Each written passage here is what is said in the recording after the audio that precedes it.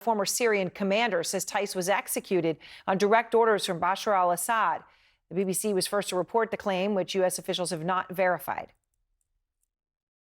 Austin's father, Mark Tice, is with me now, and Mark and his wife, Deborah, have been fighting nonstop for the return of their son from Syria. I know, Mark, that you say that this latest report from the Syrian commander is not true. What do you know about this claim?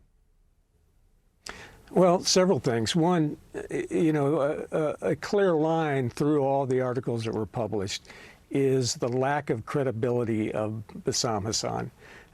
He's known to have denied acts that we know he committed.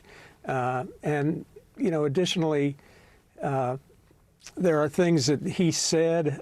We've talked to the FBI agents that were doing the interrogation, and they told me personally that there are times and places that don't line up with the information they've gathered over the years. So we have no real reason to believe he's doing anything but trying to protect himself in some way by blaming Assad directly.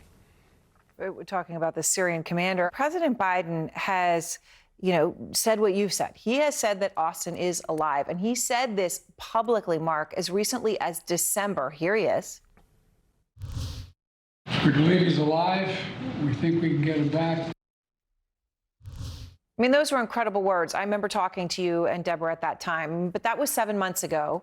And I know, I cannot imagine your frustration, but I know that your wife met Pope Leo at the Vatican just a few days ago asking for his intervention.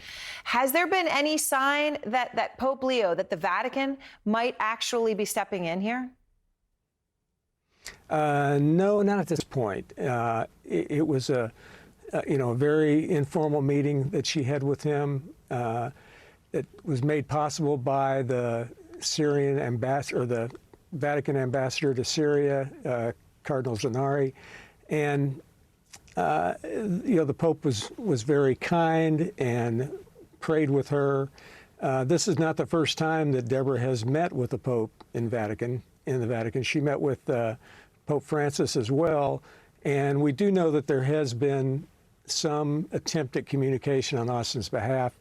We hope there's something that they can do now that would be helpful.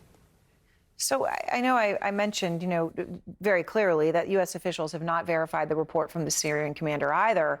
And I'm just wondering, Mark, whether the Trump administration, I know, you deal with them, obviously, on some level as you're trying to get your son back. Have they talked to you and Deborah about this latest report, these allegations from the commander? They have not. One of the things that occurred during this interrogation of Bassam Hassan was that he allegedly gave coordinates of Austin's grave.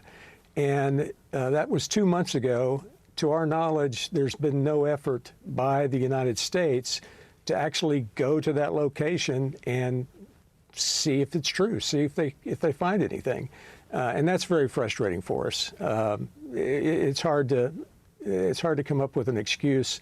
One of the excuses I heard was they were trying to decide whether to bring shovels or a backhoe, and I just don't think that's a very legitimate excuse after 2 months. Wow, that's incredible that that's what they were trying to say. But you're saying that they've given coordinates and literally no one has been there to check. I can't say no one. Like I say, I'm not aware that any U.S. person has been there to check. I can't speak, obviously, for the Syrian interim government or, anyone else there. But we would think that, given the situation, that our country would take a step and put some resources there to try to validate or invalidate that claim. Well, you sure would think that. And, I'm sorry, and I can only say, I know we all hope that you will get what you need, and you will get what you should have for your whole family to get answers here and hopefully to see Austin again. Thank you so much, Mark. I appreciate it, and please, my best to Deborah as well. I will. Thank you, Aaron, very much. All right. Thank you, sir.